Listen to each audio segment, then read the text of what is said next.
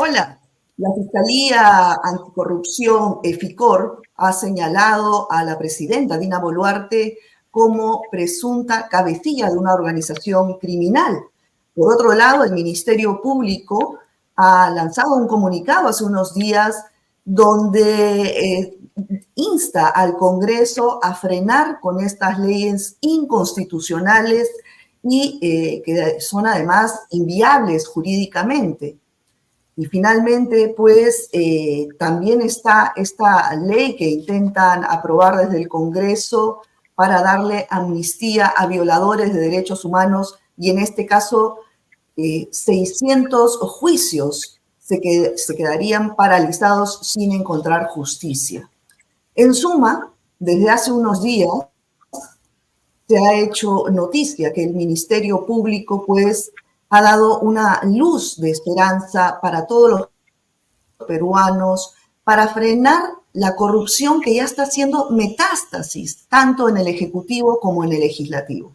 ¿Qué viene después? ¿Qué herramientas tiene el Ministerio Público y la población en general para deshacerse de esta clase política corrupta? Vamos a verlo hoy en Nuestra América en Disputa.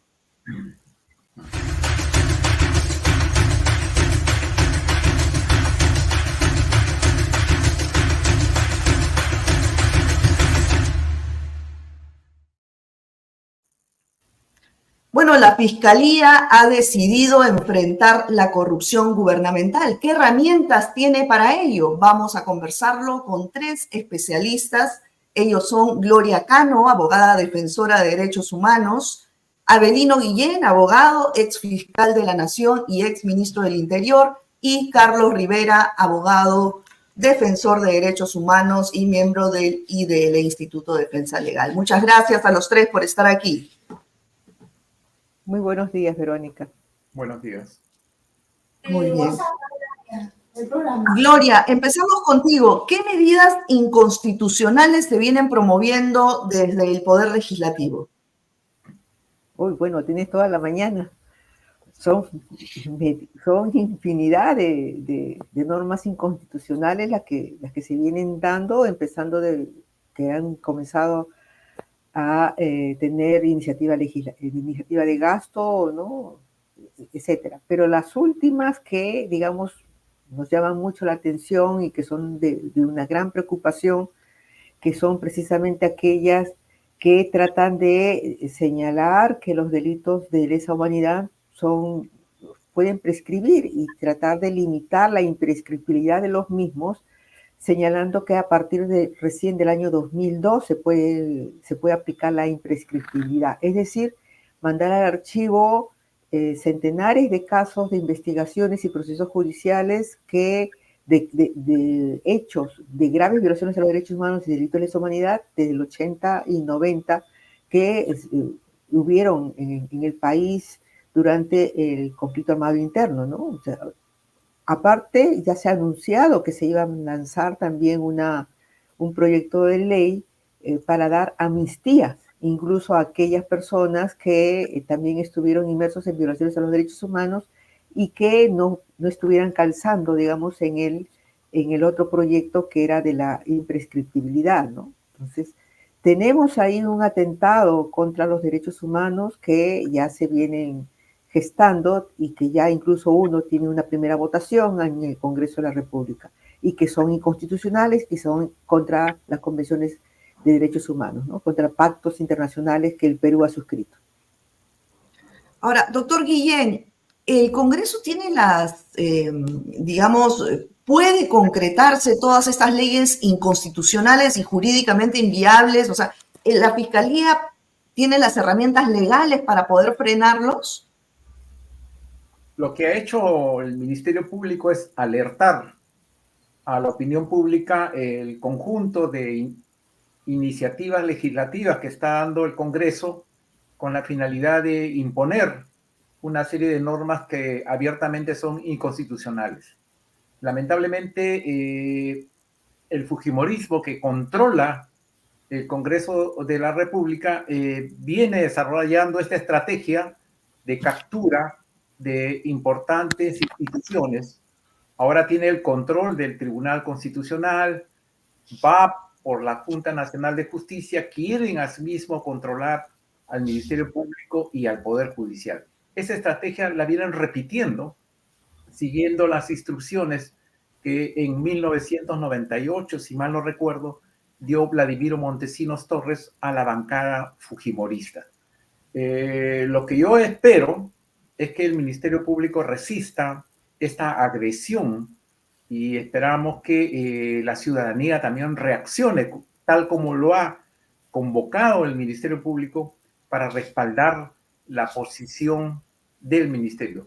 Aquí lo que se trata es que la Constitución le encomienda al Ministerio Público la persecución del delito. Eso no es aceptado por los sectores corruptos que existen en el país. Y el Ministerio Público está cumpliendo con esa misión constitucional y está investigando a numerosos políticos que han incurrido en conductas delictivas. Como respuesta a eso, el Congreso viene trabajando un paquete de normas con la finalidad de quitarle herramientas legales, inmovilizar al Ministerio Público, maniatar a los fiscales para que no puedan cumplir con la misión constitucional de perseguir el delito. Nosotros esperamos que la ciudadanía en algún momento reaccione, porque la única forma de parar esto es con la movilización ciudadana que haga ver a los congresistas que no tienen absolutamente ningún respaldo ciudadano. Ahora, lo que usted menciona, pues nada menos que la presidenta de la República del Perú está siendo investigada por FICOR, por esta Fiscalía contra la Corrupción del Poder, y nada menos que como cabecilla de una organización criminal. Carlos, ¿qué digamos, pruebas o indicios se tendrían hasta ahora desde la Fiscalía para tamaña acusación? Mira, lamentablemente en los últimos tiempos el ejercicio del poder ha estado estrechamente relacionado a actos de corrupción, ¿no? Y Boluarte no iba a ser una excepción. Y en el tiempo que está ejerciendo el poder, ha corroborado eso. No es una excepción de ejercicio correcto y legal del poder, ¿no es cierto? No solamente el EFICOP, sino también inclusive la propia Fiscalía de la Nación en casos de violaciones a los derechos humanos, ¿no? Me parece que los hechos inclusive han sido de público conocimiento, ¿no es cierto? El tema de la utilización de los relojes del caso Rolex Gate, ¿no es cierto? El caso de los dinámicos del centro, en el que también está comprendida la propia Dina Boluarte, y algunos otros casos más terminan dando, el caso de su propio hermano, ¿no es cierto? Terminan dando cuenta de que ya no estamos ante un evento singular, particular, sino una actuación frente a una actuación que está involucrando a diversas otras personas, todas ellas vinculadas al círculo más cercano y estrecho de la presidenta Boluarte, cometiendo hechos que la Fiscalía está calificando como delito de corrupción o de crimen organizado. Me parece que eso es lo que ha llevado a la Fiscalía de la Nación a abrir estas carpetas de investigación que desde todo punto de vista comprometen muy seriamente la propia continuidad en el poder de Dina Boluarte. Lo digo en el sentido de que creo que cuando ella inicia su gestión, no queda duda de que todos estaban absolutamente comprometidos con que Boluarte debía salir del poder el 27 de julio del año 2026. Me parece que ese tema ahora está en tela de juicio en la propia coalición que ayudó a sostener a Boluarte en el poder.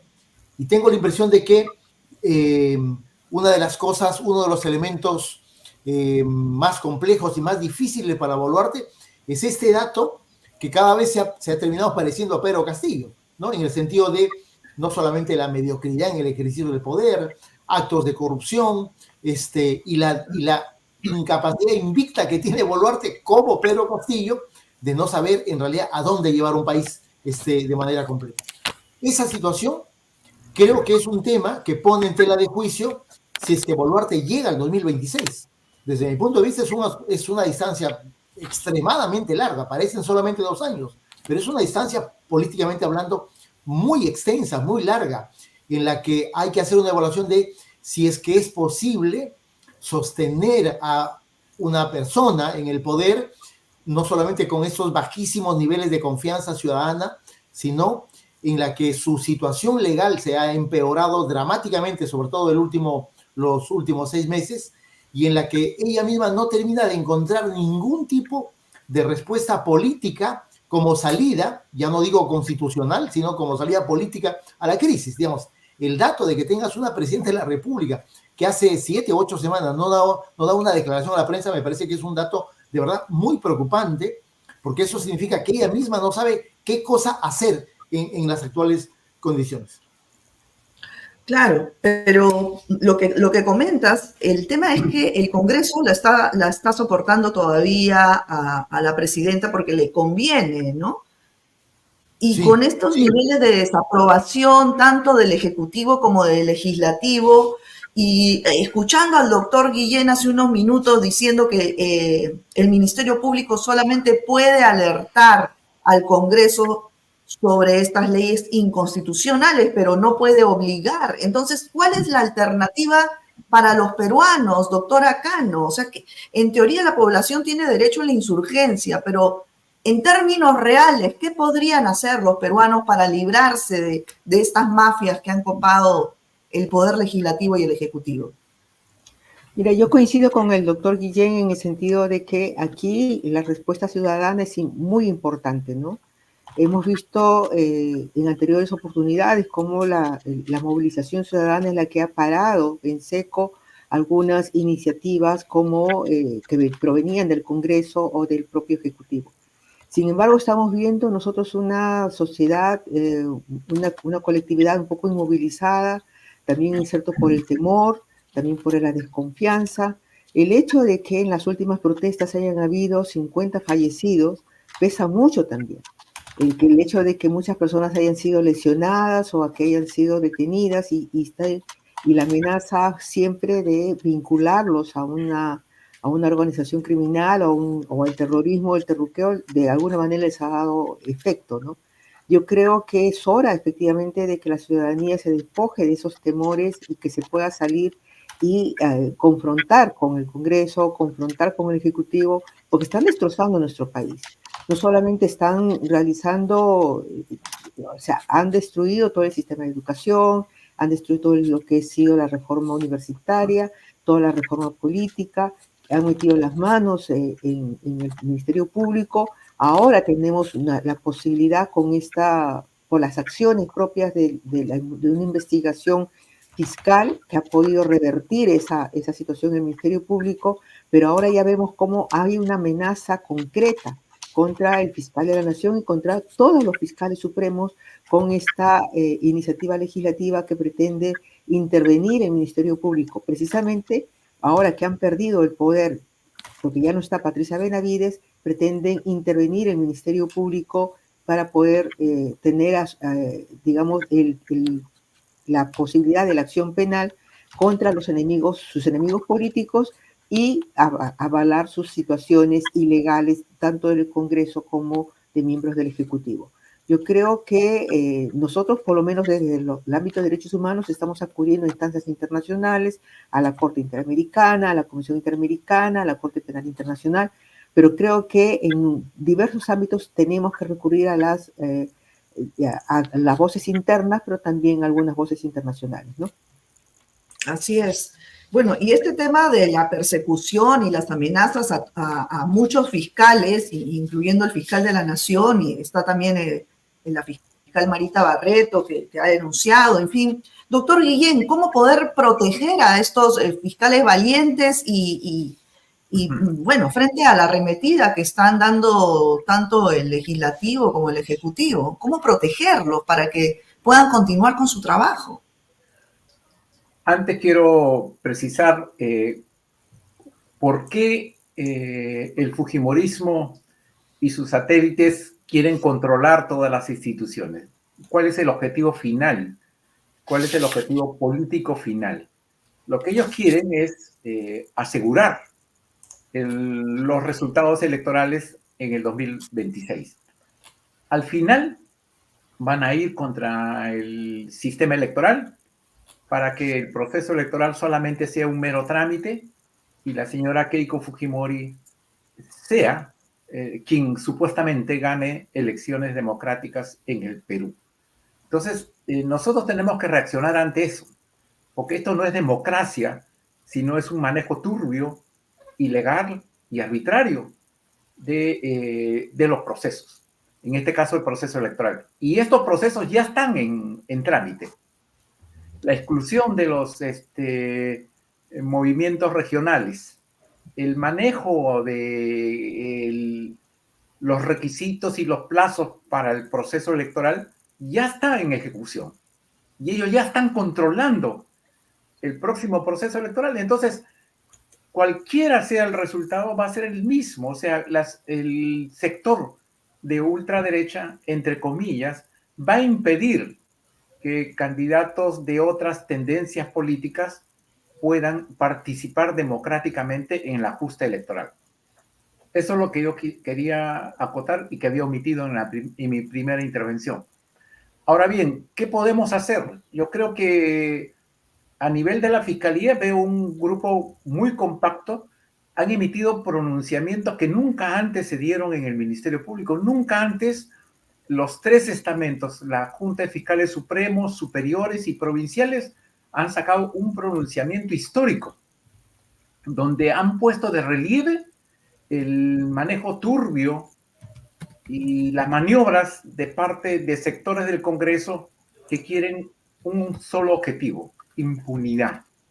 Y para alcanzar impunidad quieren descabezar al Ministerio Público, quieren manejar el Ministerio Público, y eso la ciudadanía no lo puede permitir.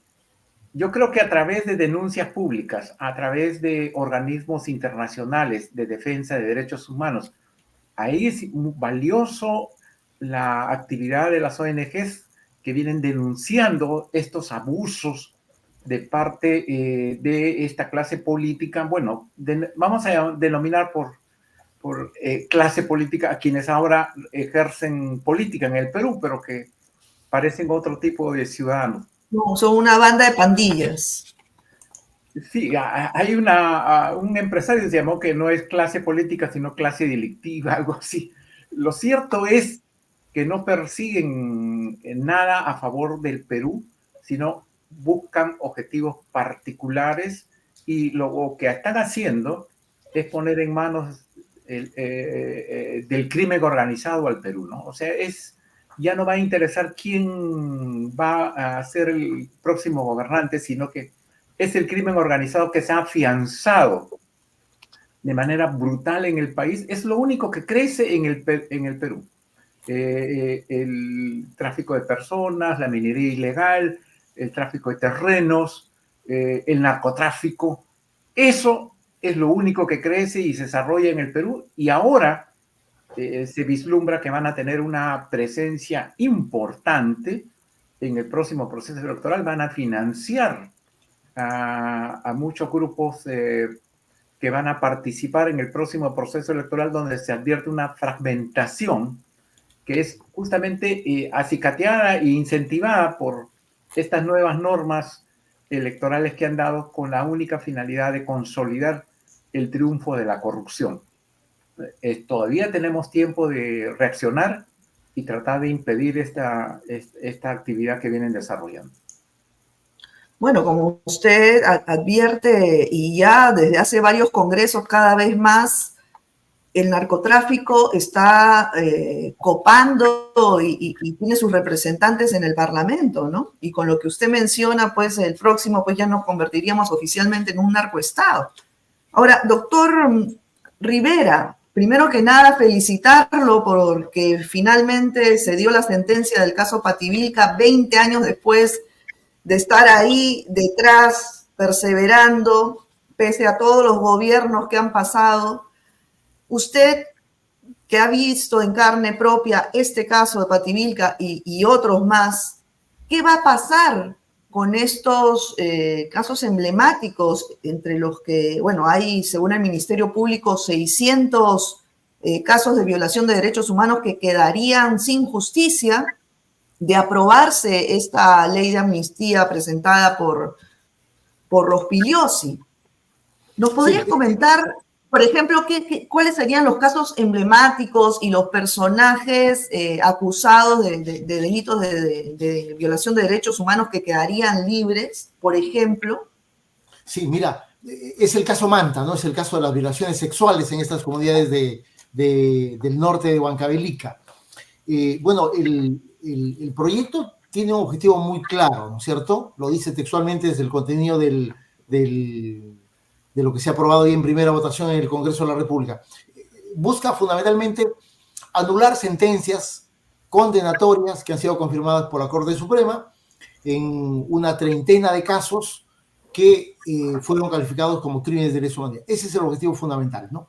Y estamos hablando de el caso Los Cabitos 83, estamos hablando del caso Acomarca 85, estamos hablando del caso Cayara del año 88, del crimen contra Hugo Bustíos también del año 88, estamos hablando del caso Benito Valdeón Ninahuanca, del caso Barrios Altos, del caso La Cantuta, del caso Chumbivilcas del año 91, el caso de violación sexual de MMMB del 92, el caso Chuchi del 91, y así Pucayaco 85, y así hay aproximadamente 30 casos de las 107 sentencias que el sistema de justicia peruano ha emitido en caso de violaciones a derechos humanos desde el año 2006 hasta la fecha.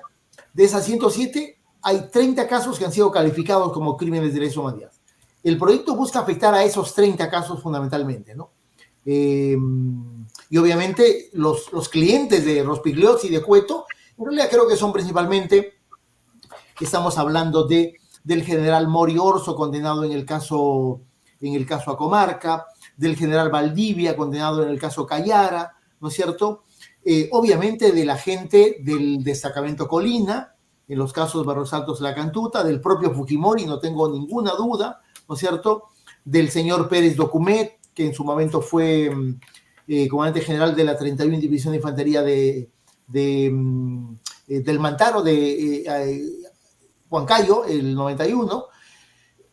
Creo que esos son los principales clientes, porque muchos de estos han sido condenados y están prófugos de la justicia. Me imagino que deben estar en su casa, ¿no es cierto? Porque en realidad suele que nadie los busca. Y luego de este paquete de casos, hay otros casos que están abiertos, que están en juicio, que han merecido, durante la tramitación del juicio hasta la fecha, han merecido una calificación complementaria de crímenes de lesa humanidad. Ahí sí está Pativilca, ¿no es cierto? Ahí también estaba el caso de Mantivilca, sentenciado el día de ayer. Está el caso de la matanza del Frontón también. Está el caso de la desaparición del periodista Jaime Ayala Zulca. Está el segundo caso de Universidad Nacional del Centro, que son casos emblemáticos, extremadamente graves de crímenes contra los derechos humanos, pero que todavía están en juicio y que en algún momento, en la denuncia, en el auto de apertura de instrucción o en la acusación, la Fiscalía del Poder Judicial dijo, oye, estos casos son crímenes contra la humanidad. Y obviamente buscarían también ser afectados, pero principalmente son los casos que tienen condena, se supone en ejecución, y que tienen sentencia que la Suprema ya ha confirmado porque coincide con la línea de interpretación de los tribunales de juzgamiento que han dicho este crimen es homicidio, secuestro, desaparición forzada o violación sexual, pero complementariamente los calificamos de acuerdo al derecho internacional como crímenes contra la humanidad. Ese es el universo, en realidad es un universo corto, pequeño en términos de casos y también pequeño en términos de personas que van a ser beneficiadas, que apuntan a ser beneficiadas por el proyecto que seguramente va a ser aprobado finalmente por el Congreso de la República. Doctora Cano, ¿y cómo quedaría el Perú de aprobarse esta ley? ¿Cómo quedaría el Perú en el ámbito internacional? Por ejemplo, ¿cuál ha sido el pronunciamiento de la Corte Interamericana de Derechos Humanos? Bueno, ya la Corte Interamericana había señalado en la sentencia de Barrios Altos y en múltiples sentencias que los estados están prohibidos de realizar amnistías, de realizar, de escudarse en prescripción para evitar investigar, juzgar y sancionar a los violadores de derechos humanos, ¿no? Entonces, ya hay una sentencia del caso Barrios Altos y otras sentencias en el ámbito interamericano pero también el Perú suscribió una convención internacional con respecto a la imprescriptibilidad de los delitos de lesa humanidad. Esta convención el Perú lo suscribió de mutuo propio y está vigente. Entonces, ¿cómo queda el Perú? Efectivamente, el Perú está quedando por todos lados como un paria internacional, porque no solamente está desacatando las órdenes de la Corte, no está incumpliendo constantemente tratados internacionales. Y en este caso tratados interamericanos como el tratado o como la Convención Americana o el internacional, que es la Convención Internacional con respecto a la imprescriptibilidad de los delitos de lesa humanidad, contraviniendo un tratado importantísimo que todos los estados valoran, que son el Tratado de Viena, que es el derecho a los tratados, ¿no? Entonces, la verdad que la diplomacia peruana, las relaciones exteriores de Perú con respecto al ámbito internacional está quedando por los suelos, precisamente por el incumplimiento constante. La semana que viene es la asamblea de la OEA, que va a estar en Asunción, y el Perú ya está incluido en el informe de la Corte Interamericana como un estado que ha desacatado disposiciones de la Corte. Entonces, ¿cómo queda el Estado peruano? En eso, en una paria internacional. Es muy preocupante la imagen del Estado peruano a nivel internacional con todo esto que está sucediendo, pero si incluso así este Congreso insiste en aprobar todas estas leyes inconstitucionales, doctor Guillén, ¿es factible que el próximo Congreso, el que venga, haga borrón y cuenta nueva por considerar inconstitucional y además ilegítimo este Parlamento? ¿Es posible que tengamos que esperar a un próximo Congreso que disuelva todo esto? Bueno, me parece que es la única salida, ¿no? Un nuevo escenario y hay que manejar y lograr tener presencia significativa en el próximo Congreso de la República, ¿no? Por eso es que quienes actualmente tienen el control del sistema político están dando una serie de medidas con la finalidad de tratar de impedir que alguna alternativa popular pueda candidatear con éxito en el próximo evento electoral. El reto está ahí. Ellos van a querer que esto que han construido, que finalmente acá lo que ha existido siempre en el Perú es un estado de impunidad, donde los políticos están acostumbrados a incurrir en diversas conductas delictivas sin ningún tipo de respuesta por parte del sistema judicial. Así de claro. Entonces, cuando la Fiscalía asume una posición institucional, constitucional, reaccionan ellos y dicen hay que reorganizarlos, hay que intervenirlos. Amenazan con denuncias constitucionales, inhabilitan, como el caso de la doctora Zoraida Ábalos, etc. No les gusta que los fiscales evalúen su conducta y intervengan y lo sometan a investigaciones a políticos que no son perseguidos por la justicia por su condición de políticos, sino porque han incurrido en delitos. Entonces, aquí lo que se trata es que la Fiscalía resista el embate de parte de estos sistemas corruptos incrustados y que están en el Congreso de la República y que tienen un respaldo de parte de sectores que han perdido el control de algunos sectores de espacios políticos. Yo creo que acá lo fundamental es que la ciudadanía respalde a sus fiscales que vienen cumpliendo con su misión que le establece la Constitución, perseguir el delito. Y ellos están persiguiendo el delito no porque se les haya antojado, sino que de la propia, como usted manifestó en una interrogante, del interior de la propia estructura delictiva de la organización criminal han surgido colaboradores eficaces y testigos que están brindando información valiosa de cómo ha funcionado esta estructura en el Estado, donde se ha vendido los votos. Y eso es delito de corrupción. Por hechos similares, en el año 2000 se han dictado numerosas sentencias condenatorias por hechos de corrupción. Y ahora ellos pretenden, por lo que han hecho lo mismo, pretenden impunidad. Y como no pueden controlar a la fiscalía, han creado esta figura de los caviares, de que supuestamente son dos sectores en pugna, cuando no es así. Aquí lo que hay es una institución que está persiguiendo el delito ante la comisión de hechos delictivos. Y es su responsabilidad de la fiscalía. Ayer ha salido un comunicado suscrito por numerosas personas donde le piden a la fiscalía perseguir el delito. Pero justamente ellos que buscan atenazar e impedir que la fiscalía desarrolle sus actividades legales, vienen a invocar eso. Cuando ellos más bien vienen dictando una serie de normas en el Congreso de la República, lo que hacen es favorecer el crimen organizado, a tal punto que la clase empresarial, que ha sido uno de los brazos que ha sostenido este gobierno, ha señalado claramente su discrepancia con la actividad del Congreso de la República. En tal sentido, acá lo que ya, para finalizar, quiero remarcar que lo que se avisora es una situación de turbulencia en el plano político.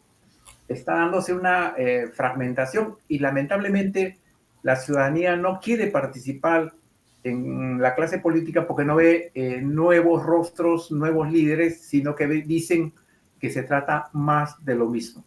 Eso se tiene que romper, eso, y permitir que surjan nuevas figuras que transmitan a la ciudadanía esperanza y sobre todo seguridad de que esto puede cambiar. Ojalá, doctor Guillén. Y eso que menciona usted de las amenazas y las persecuciones hacia el Ministerio Público también se han dado en paralelo contra las organizaciones sociales, las ONG, los colectivos, dirigentes sociales. Carlos, ya para finalizar, porque lamentablemente se nos ha ido el tiempo del programa, pero cuéntanos sobre este proyecto de ley que ataca a las ONGs. ¿Y cuál ha sido la respuesta internacional frente a ello también? Sí, mira, yo creo que la coalición que gobierna, que está liderada por el Fujimorismo, lo que busca es básicamente eliminar cualquier posición disidente, de crítica, de denuncia. Ese es el único objetivo, ¿no es cierto? Y por eso tiene como objetivos a las organizaciones de derechos humanos, a las organizaciones feministas, ¿no es cierto? Las organizaciones ambientalistas. Y por lo tanto, esa es su agenda. Y pinta un cuento y dice, oye, las ONGs no tienen fiscalización y por lo tanto hay que generar fiscalización. Y en realidad, si uno revisa el predictamen del Congreso, se da cuenta que en realidad no es cierto que no haya fiscalización. Tanto así que uno de los aspectos menos trabajados en los diversos proyectos es justamente el ámbito de la supuesta fiscalización. ¿Por qué razón? Por una razón muy concreta. Las ONG son debidamente y legalmente fiscalizadas y por lo tanto ellos mismos no tienen nada que colocar de manera adicional. El objetivo del proyecto es básicamente generar mayores mecanismos de persecución, de sanción administrativa o de disolución de las ONGs. Ese es el objetivo. Cuando incorporas en una norma legal términos como supuestamente que se va a sancionar el activismo político, bueno, podríamos decir que lo que estamos haciendo en este momento es activismo político y hay que sancionarlos. Cuando colocas un proyecto de ley de que supuestamente se va a perseguir la indebida utilización de recursos provenientes de la cooperación internacional, en realidad, ¿quién va a definir eso? ¿No es cierto? Se supone que va a definir un órgano que buscan que esté politizado, tan politizado que, por ejemplo, el proyecto del presidente de la Comisión de Relaciones Exteriores del Congreso, Aguinaga, propone que el presidente de esa comisión del Congreso integre el consejo directivo del APSI. Es decir, Aguinaga se está autoproponiendo ser directivo del APSI, porque él quiere ser como que el censor de las actividades de las ONGs. Consecuentemente, y adicionalmente se establecen procedimientos de disolución solamente con denuncias ciudadanas que se presentan al APSI bajo cualquier argumento y el APSI estaría habilitado a solicitar al Ministerio Público la disolución de una ONG. Ya, ese es un camino absolutamente represivo, ¿no es cierto? Como hemos dicho, aquí no hay nada que ocultar, ni mucho menos, pero creo que el Congreso tendría que sincerarse, ¿no? Primero, ¿por qué quiere meter tanto la mano en actividades privadas, ¿no? ¿Por qué, por ejemplo, no propone capaz que los estudios de abogados se integren y sean fiscalizados por una superintendencia? ¿Por qué no? Si somos igualmente personas jurídicas, ¿no es cierto? Creo que hay un ánimo absolutamente autoritario, ¿no? Que se va normalizando porque dice, sí, hay que fiscalizar a las ONGs, cuando en realidad el trabajo de las ONGs parte de un principio básico. Se dan servicios fundamentales que deberían efectivamente ejecutarlos por parte del Estado. El Estado no hace eso. Ese servicio público dado por privados es el trabajo fundamental de las organizaciones no gubernamentales. Pero vuelvo a lo primero, el objetivo es acallar, es silenciar, es sancionar, es perseguir y, de ser posible, disolver organizaciones no gubernamentales. Y por lo tanto, lo más próximo que hemos visto en el mundo es Rusia por un lado, Nicaragua de Ortega, la Venezuela de Maduro. Eso que tanto repudian, bueno, es eso exactamente lo mismo que quieren hacer en el Perú. Y frente a eso hubo una reacción muy firme de la comunidad internacional que pareciera que ha parado un poco la mano porque evitó que se vote en el Congreso de la República. Más allá de lo que Aguinaga va difundiendo y dice que nadie le va a quitar su capacidad de legislar, bueno, el hecho concreto es que creo que el propio Aguinaga arrugó un poco, ¿no? Eso no quiere decir que no se vaya a aprobar en la Comisión Permanente en un futuro inmediato, pero por lo menos en ese momento creo que se sintió un peso político de las representaciones diplomáticas extranjeras, europeas, de Estados Unidos y Canadá fundamentalmente. Bueno, son tiempos oscuros los que vivimos en Perú y en muchas partes del mundo, ¿no? Y frente a eso, pues, yo les agradezco, los felicito por esta labor que hacen los tres, tanto usted, el doctor Rivera, la doctora Cano y el doctor Guillén, durante muchos años, toda una vida dedicada a resistir y a persistir en la defensa de los derechos humanos y de la democracia en nuestro país. Muchas gracias por eso. A ti, Verónica, muchas gracias. Y mi saludo al gran Abelino Guillén y obviamente a la incomparable Gloria Cano. Gracias a ustedes. Un abrazo. Mucha suerte. Gracias, Verónica. Okay. Muy bien, gracias a ustedes. Bueno, gracias. Amigos, esto ha sido todo por hoy. Nos vemos en una próxima edición del programa Nuestra América en Disputa. Cuídense mucho. Chao.